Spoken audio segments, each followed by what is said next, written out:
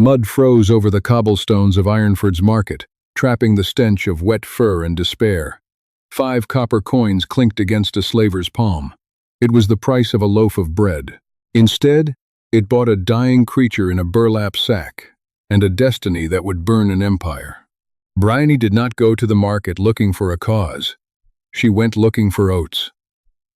Winter in the Northern Territories was not a season, it was an executioner. The winds off the crags carried a bite that could snap a man's fingers off if he left them exposed for too long. Bryony kept her hands buried deep in the pockets of her moth-eaten wool coat, her shoulders hunched against the biting gale. She was an Omega. In the rigid, brutal hierarchy of the werewolf packs that ruled the continent, that meant she was slightly less valuable than a good hunting hound, and significantly more disposable. The market square of Ironford was a miserable sprawl of tents and wooden stalls. Smells of roasting meat mingled with the sour reek of unwashed bodies and livestock. Bryony kept her head down. Eye contact was dangerous. Omegas, who looked alphas in the eye, often found themselves bleeding in the mud. She navigated the crowded alleys with the practiced invisibility of someone who has spent 22 years learning how not to exist. She found the grain merchant. She counted her coins. 7 coppers. It was enough for a meager sack of oats, perhaps a bruised root vegetable or two, enough to keep her stomach from eating itself for another 2 weeks. Then, she heard the sound. It was a wet, rattling wheeze, followed by a sharp yelp that was instantly choked off by a heavy kick. Bryony stopped. She told her feet to keep walking. Keep walking. It is not your business. You cannot save the world when you cannot even save yourself. Her feet betrayed her. She turned her head toward the narrow alley between the butcher's stall and the tanner's racks. A slaver named Harlan stood there, chewing on a splinter of wood. He was a beta, thick-necked and cruel, with a face that looked like it had been molded from wet clay and left to harden in the sun. At his feet lay a burlap sack. The sack was twitching. "Worthless piece of filth," Harlan muttered, aiming another steel-toed boot at the sack. A muffled, agonizing crack echoed through the alley. The twitching stopped. Bryony tasted copper in her mouth. She was biting the inside of her cheek so hard it bled. She stepped forward. "What is it?" she asked. Her voice was flat, devoid of the trembling that usually accompanied an Omega speaking to a beta. Harlan spat the splinter into the mud. He looked Bryony up and down, his eyes snagging on the faded, frayed collar of her coat that marked her low status. He sneered. "Bait. Found a feral litter out by the ridge. Smashed the rest against the rocks. Kept this one to sell to the fighting pits, but the damn thing caught a rot in the lungs. It's dying. Pits won't pay for dead meat." Bryony stared at the sack. A dark, wet stain was spreading across the coarse brown fabric. Blood, and mud, and something worse. "Walk away," her mind screamed. "You have 7 coins. You need the oats." "How much?" The words bypassed her brain entirely. Harlan blinked, a slow, stupid expression crossing his thick features. Then, a greedy glint sparked in his eyes. He laughed, a sound like gravel grinding together. "For you, little Omega? 10 coppers. The hide alone is worth 3. "It's dying. You just said so," Bryony countered, stepping closer. The wind whipped her dark hair across her face, but she didn't flinch. "You'll have to haul it to the burn pile yourself by nightfall. That's work. I'll take it off your hands for 5. Harlan's jaw tightened. He hated being negotiated with by an Omega. He raised his boot, hovering it over the sack. 8. "Or I crush its skull right now and save myself the walk." Bryony reached into her pocket. Her fingers, numb with cold, found the 7 thin copper coins. She pulled out 5. She held them out on her palm. She didn't say a word. She just looked at the coins, then at the sack, then back to the coins. It was a bluff, a desperate, stupid bluff. If he crushed the sack, she would have to walk away and live with the sound of that breaking bone for the rest of her life. Harlan scowled. He snatched the 5 coins from her hand. his thick fingers scraping harshly against her skin. "Take the garbage. If it dies on your floor, don't come crying to me for a refund." Brioni didn't wait for him to leave. She dropped to her knees in the frozen muck. Up close, the smell was atrocious infection, feces, and fear. She carefully slid her arms under the sack. It was heavier than she expected, but horrifyingly light for a wolf pup. She lifted it to her chest, ignoring the wet warmth that immediately began to seep into her coat. She stood. She didn't look at Harlan. She had 2 coppers left. No oats, no vegetables. Just a dying creature in a bag. The walk back to her cabin at the edge of the woods took an hour. The wind howled, biting through her wet coat, freezing the blood on the burlap against her stomach. The sack didn't move. For a terrifying 20 minutes, Bryony thought she had paid 5 coins for a corpse. But then, a faint, ragged tremor vibrated against her ribs. "Not dead yet," she thought grimly. "Neither am I." She pushed through the warped wooden door of her cabin, kicking it shut against the storm.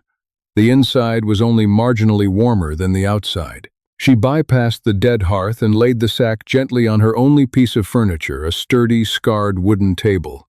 She found her skinning knife. Her hands shook violently, not just from the cold, but from an adrenaline crash. She took a deep breath, steadied her grip, and began to cut the coarse twine tying the top of the sack. The smell hit her first as the burlap fell away. It was the sharp, metallic tang of old blood, mixed with the sweet, sickening odor of necrosis. Bryony gagged, turning her head away to cough, before forcing herself to look. The creature on the table was a nightmare. It was a wolf pup, but barely recognizable as one. Its fur, which might have once been a deep, striking charcoal, was matted with mud and dried fluids. Its ribs jutted against its flanks like the slats of a broken barrel. But the worst was its head. A crude, tight leather muzzle had been strapped over its snout, cutting deeply into the flesh, the edges of the wounds infected and weeping yellow pus. Brioni felt a cold fury settle in her stomach. It was a dense, heavy anger, the kind that didn't scream, but planned. "All right," she whispered into the freezing room. "All right. Let's see what we can do." She moved mechanically. Despair was a luxury for the rich. The poor only had chores. She struck a flint, lighting a small fire in the hearth with her precious, dwindling supply of dry wood. She set a pot of snow over the flames to melt and boil. Then, she returned to the table. The pup lay perfectly still, its chest rising and falling in shallow, erratic jerks. She needed to get the muzzle off. Brioni took her knife and approached the table. As her hand reached toward the pup's head, the creature's eyes snapped open. They were gold. Not the pale yellow of a common timber wolf, but a deep, molten amber. And they were feral. Before Bryony could register the movement, the pup lunged. It was weak, its back legs failing completely, but its neck whipped forward. The heavy leather muzzle slammed into Bryony's forearm. Even bound, the force of the strike knocked her back. She stumbled, hitting the floorboards hard. The pup scrambled backward on the table, a low, wet growl vibrating in its throat. It bared its teeth as best it could against the tight leather, foam gathering at the corners of its mouth.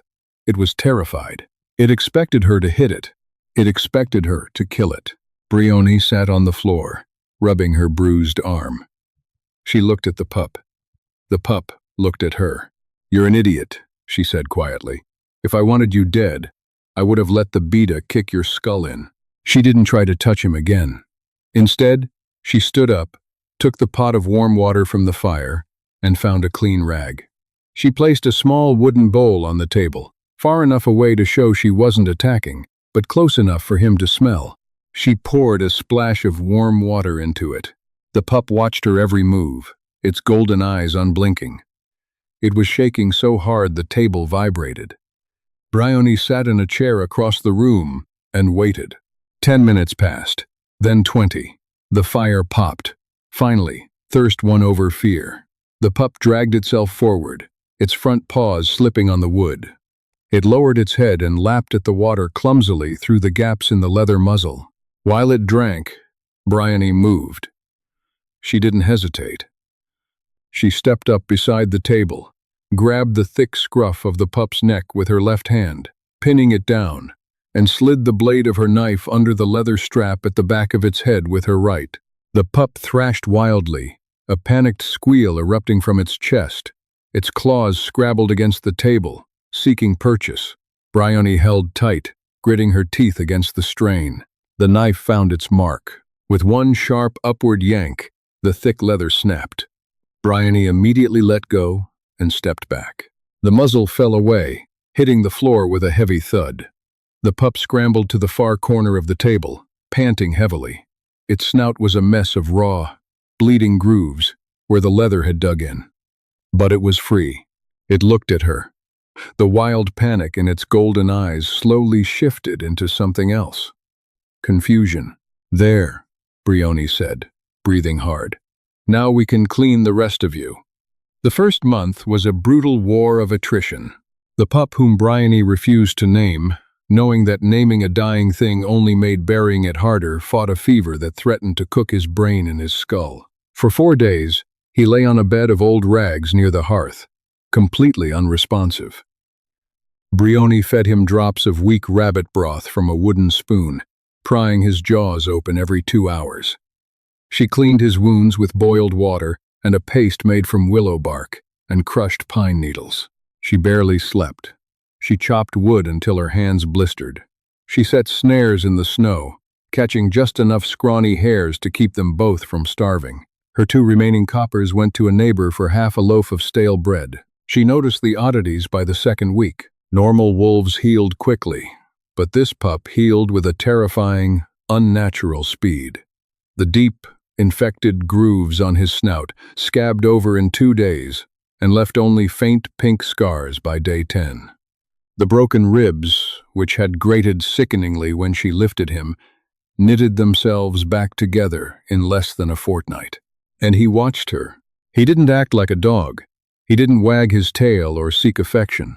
He lay by the fire, his head resting on his paws, his golden eyes tracking Bryony as she moved around the small cabin. He watched her patch her boots with twine. He watched her count her dried beans. He watched her shiver in her sleep when the fire burned low. By the 3rd week, the fever broke.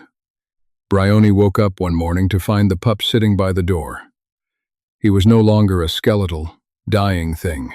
He was lean, corded with raw muscle, and his dark fur had a healthy sheen. He looked at the door, then looked at her. He wanted out. Bryony hesitated. If she let him out, he would run. He was a wild thing, or a feral shifter born to the woods, but keeping him locked in a tiny cabin was a cruelty she wouldn't commit. She walked to the door and pulled it open. The freezing morning air rushed in. The pup stepped out onto the snow. He stood there for a long moment, sniffing the wind. Then, he looked back at Bryony over his shoulder. He held her gaze for a full heartbeat. Then he bolted into the tree line, disappearing like a shadow. Bryony closed the door. She leaned against the wood, a sudden hollow ache in her chest. She told herself it was for the best. She couldn't feed a growing wolf. She had saved him. The debt to the universe was paid. That night, Bryony boiled her last handful of beans. The wind howled against the cabin walls. She sat at the table, staring at her meager bowl, feeling the crushing weight of her isolation. A heavy thump sounded against the front door. Bryony froze. Betas from the village? A raiding alpha? She picked up her skinning knife and crept to the door. She opened it a crack. The wolf sat on the porch. He was larger than he had been that morning. At his feet lay the carcass of a massive winter stag. Its throat had been torn out cleanly. The wolf nudged the dead stag toward Bryony's boots with his snout. He looked up at her, his golden eyes calm and expectant. He hadn't run away. He had gone hunting. He was paying his rent. Bryony stared at the stag, which held more meat than she had seen in 3 winters. She looked down at the dark wolf. Slowly, a small, genuine smile cracked the exhaustion on her face. All right, she said. Come inside. Month 2 brought the heavy snows, burying Ironford and the surrounding woods under 3 feet of white powder. It also brought a terrifying realization. The creature sleeping on Bryony's hearth rug was not a wolf. He was a monster. By week 6, he reached her waist. By week 8, when he stood on his hind legs to inspect the salted meat hanging from the rafters, his head brushed the low ceiling of the cabin. His paws were the size of dinner plates. His dark fur was thick and coarse, shedding a faint musk that smelled of pine and ozone. He was a Lycan, a shifter, and given his immense size, he wasn't just a beta or a common pack member. He was an alpha strain. Bryony knew the danger. Omegas were strictly forbidden from housing rogue shifters. The local pack lord, a vicious alpha named Kalen who ruled Ironford from his stone keep on the hill, killed rogues on sight. If Kalen's enforcers found out Bryony was hiding a massive, unregistered shifter in her cabin, they wouldn't just kill the beast. They would hang Bryony from the town square as a warning. But she didn't cast him out. They had fallen into a rhythm, a silent, pragmatic partnership forged in the crucible of winter.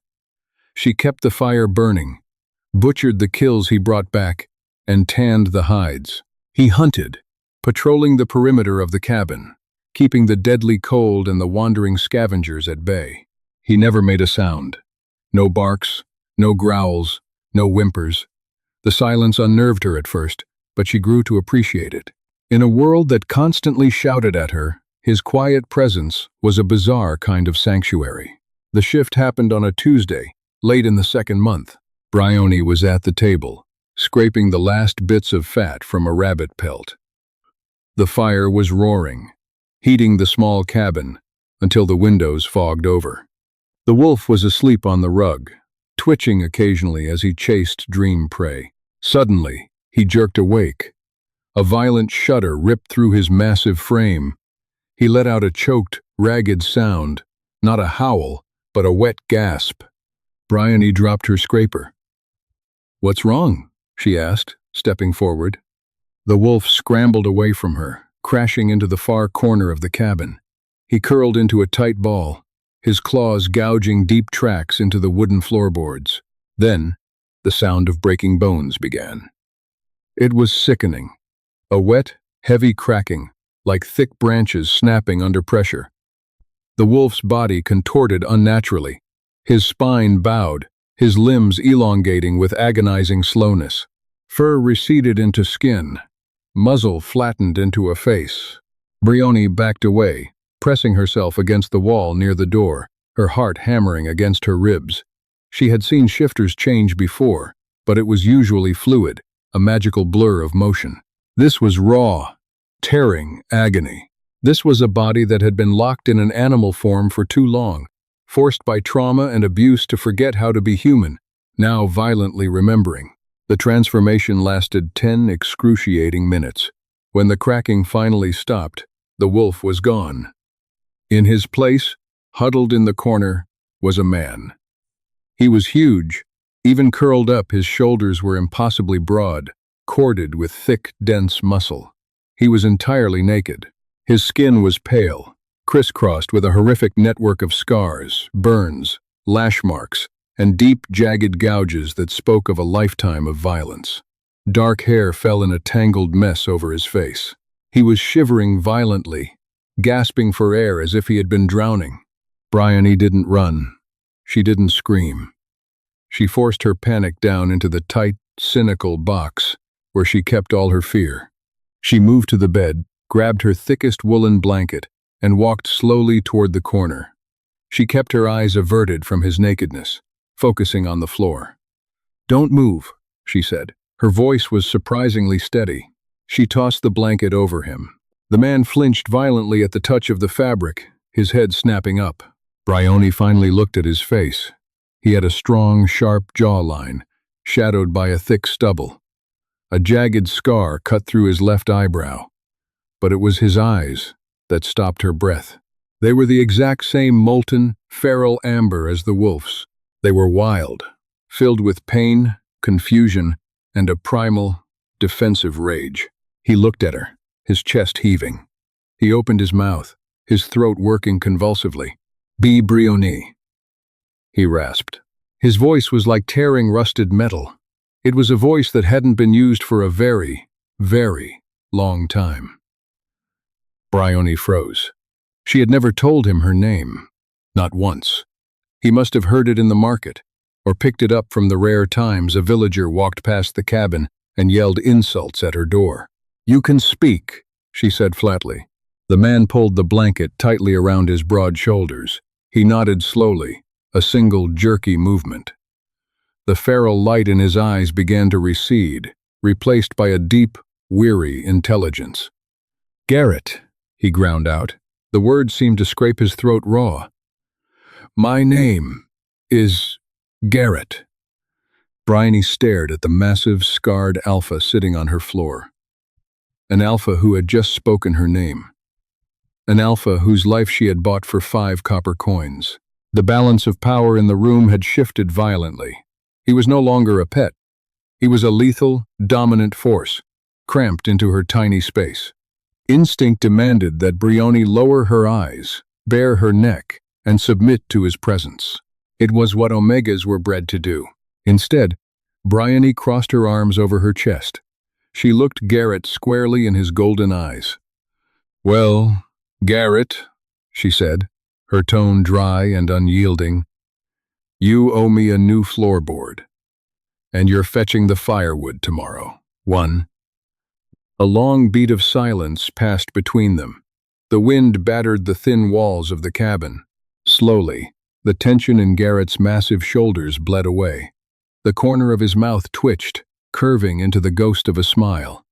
"Yes," he rasped quietly. "Yes, ma'am." In the distance, over the howling wind, a wolf howled. It was followed by another, and another, the local pack. They were close. They were hunting, and Garrett's scent, the raw, overwhelming pheromones of an unmatched alpha, was currently bleeding out of Bryony's chimney into the winter sky. The 3 months of peace were over. The real war was about to begin. The hinges screamed as the oak door splintered inward. Snow blasted into the cabin, carrying the stench of wet dog and cheap ale. 3 men stepped over the ruined threshold. They were Kalen's enforcers, bulky, mean, wearing heavy furs and permanent sneers. The lead beta, a man missing half his left ear, sniffed the freezing air. His eyes locked on to Bryony. She stood by the hearth, her skinning knife gripped so tightly, her knuckles were white. "Smells like you're hiding a stray, Omega," the beta rumbled, drawing a rusted iron hatchet from his belt. "Lord Kalen doesn't tolerate unregistered scent in his territory." "I have nothing," Brioni said. Her voice was flat, betraying none of the ice water pumping through her veins. "Liar. The stink of alpha is choking the whole ridge." He took a step forward, his heavy boots crunching on the splintered wood. "We're going to tear this shack apart. Then we're going to tear you apart." He didn't take a second step. A shadow detached itself from the dark corner near the bed. It moved with a terrifying, liquid speed that defied its massive size. Garrett didn't shift. He didn't need to. Even in his human skin, he was a siege weapon. He slammed into the lead beta, driving a massive knee into the man's sternum. Ribs snapped with a sound like dry kindling being crushed under a wagon wheel. The beta hit the floor, his hatchet clattering away, spitting blood and teeth. The other 2 enforcers froze. Their brutal, simple brains struggled to process the giant, suddenly dominating the cramped space of an Omega's cabin. Garrett rose to his full height. He was still wrapped in the coarse woolen blanket, but the sheer predatory malice radiating from him filled the room. His golden eyes locked onto the remaining men. "Get out," Garrett rasped. His voice was low, vibrating through the floorboards. The enforcers didn't run. Pride, stupid and fatal, kept them rooted. One lunged, a jagged hunting dagger flashing toward Garrett's exposed ribs. Garrett caught the man's wrist. He didn't twist it. He didn't execute a martial disarm. He just squeezed. The sickening crunch of metacarpals turning to powder echoed over the howling wind. The man shrieked, his knees buckling as he dropped to the floor. The third enforcer finally found his survival instinct. He turned and bolted out the broken door, diving headfirst into the blizzard. The man with the crushed hand scrambled frantically after him, whimpering, dragging his shattered limb through the snow. Garrett stood in the doorway, breathing heavily. He watched them disappear into the whiteout. Then, he turned and looked down at the dead Beta on the floor. He calmly kicked the body out onto the porch. Brioni lowered her knife. Her hands were shaking again, the adrenaline crash hitting her hard. "They'll come back," she said. "Kalen has 50 men. We can't kill 50 men." Garrett closed the ruined door as best he could, propping the heavy oak table against it to block the biting wind. He turned back to her. The feral, violent edge had left his eyes, leaving only a cold, calculating intelligence. "We won't have to," he said. Dawn broke the storm, not with a gentle morning light, but with a harsh, blinding glare that turned the snow into broken glass. The wind had finally died, leaving behind a silence so absolute it felt heavy.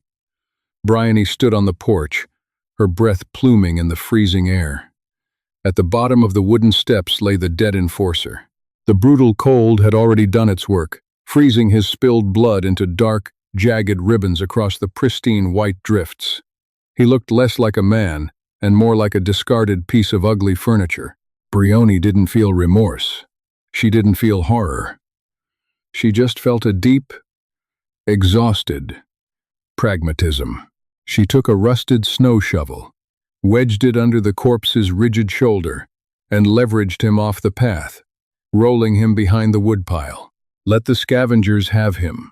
Kalen's men were worse than wolves anyway. When she stepped back inside, the ruined oak door scraping agonizingly against the warped floorboards, Garrett was sitting by the hearth. He was wearing an old canvas tunic and a pair of wool trousers Bryony had stripped from a dead poacher 2 winters ago. The garments were comically small on him. The seams of the shirt groaned against his broad, heavily corded back, and the fabric stretched tight across the thick slabs of muscle on his thighs. Yet, despite the makeshift clothing and the violent network of scars crisscrossing every inch of visible skin, there was nothing pathetic about him. He sat with the terrifying, utterly still posture of a predator conserving its energy. Bryony poured the last of her water into a dented tin pot and set it over the struggling flames. She sat in the chair opposite him. She didn't ask questions. Survival had taught her that questions usually provoked lies, or worse, violence. She waited. Garrett stared into the fire. The flickering orange light cast long, dancing shadows across the harsh angles of his face. The feral madness that had consumed him yesterday was entirely gone. In its place was a cold, desolate intelligence. "I was not born a rogue," Garrett said quietly. The words sounded like they were being dragged over broken glass. His vocal cords were still damaged from months of disuse and the brutal constriction of the slaver's muzzle. Bryony wrapped her numb hands around her empty tin cup. "I figured. Rogues don't kill betas by squeezing their hands to dust." Garrett's jaw tightened. "My territory was in the high peaks, the Frosthold." Bryony's fingers stopped tapping against the tin. The Frosthold wasn't just a territory. It was the largest, most formidable pack stronghold on the continent, a brutal military state carved into the glaciers. To survive there meant you were tough. To lead there meant you were a god.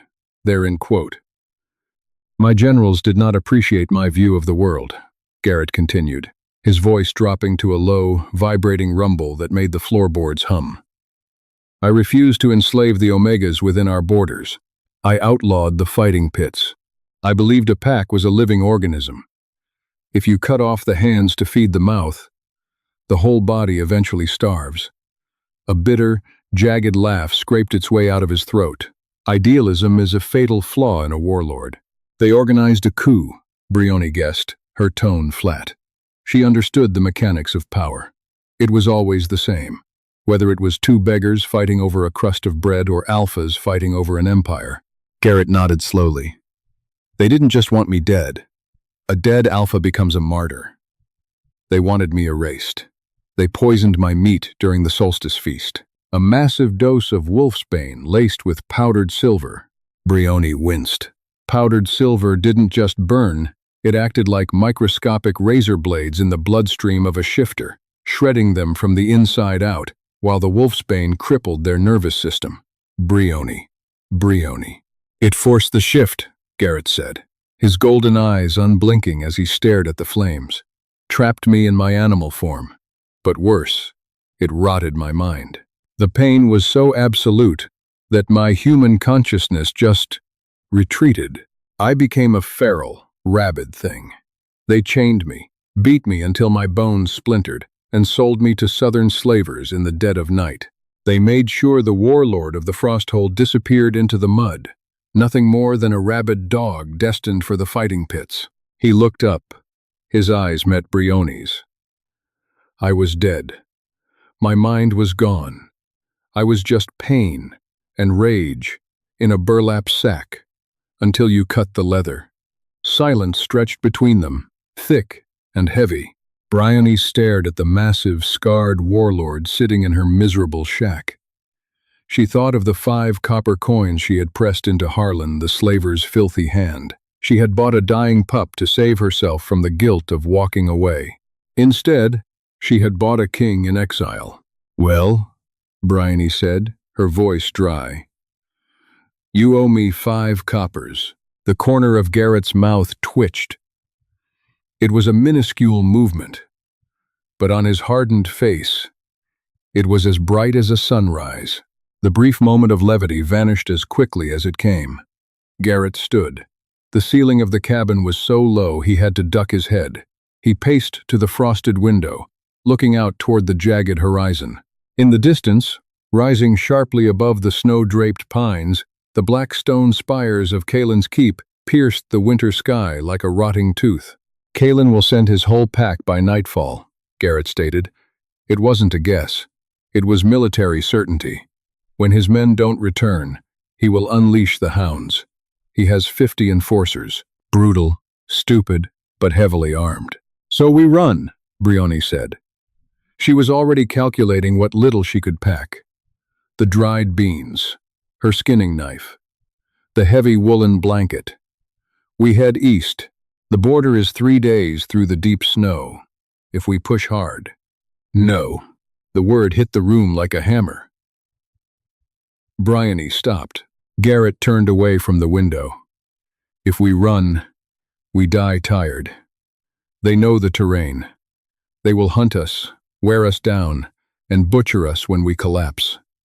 And I am done running." The golden fire in his eyes flared, hot and terrifying. "We don't run. We walk up that hill.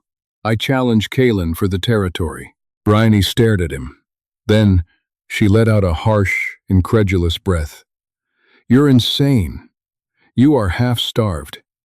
You spent 3 months rotting in a sack. You just regained your human skin yesterday. You don't have the strength to fight a reigning, well-fed alpha on his own soil." "I don't need strength." Garrett stepped toward her. "I am an alpha of the Frosthold. I have forgotten more about violence than Kalen will ever know. What I need is an anchor." Brioni frowned. An anchor. Garrett knelt on the rough floorboards in front of her chair. The movement was fluid, graceful, and utterly shocking. An alpha, a warlord, dropping to his knees before an omega in a battered wool coat. "The poison is still in my marrow," Garrett explained, his voice urgent. "When I access the alpha state, when the adrenaline hits and the beast takes over, the madness tries to return. I lose my grip on my humanity. If I fight Kalen and lose my mind to the feral rage, I will make a mistake. And a single mistake in the challenge ring means death." He reached out. He didn't grab her hands. He simply placed his massive, scarred palms on the floor, framing her boots. "I need a mate," Garrett said. Brioni recoiled slightly, her cynical heart throwing up immediate walls. "I am not a breeder. I am not some soft thing to warm your bed." "I don't want a breeder," Garrett growled, his eyes fierce. "I don't want a subservient pet who averts her eyes when I speak. I need a tether, a psychic anchor. Someone with a will of iron, someone who looks death in the face and bargains it down to 5 copper coins. I need an equal to hold my mind to the human world while I tear Kalen's throat out. Brioni swallowed hard. The air in the cabin felt incredibly thin. Mating bonds in the Northern Territories were usually transactions of power. An alpha claimed an omega, and the omega submitted entirely, losing their autonomy in exchange for protection. But Garrett wasn't asking for submission. He was asking for a partnership, a mutual lock. He was trusting his sanity, his literal mind, to an omega he had known for 3 months. You want me, Brioni said slowly, methodically dissecting the suicidal insanity of his plan, to walk into a stone fortress filled with 50 armed betas who despise my existence. You want me to stand by the combat ring, form a permanent soul tether with a warlord, and hold your leash while you try to murder the local tyrant? Yes. And if you lose? Garrett didn't flinch. We both die screaming. Brioni looked away from him. She looked around her miserable, freezing cabin. The wind was already howling through the broken door, promising another brutal night. She looked at her empty tin cup.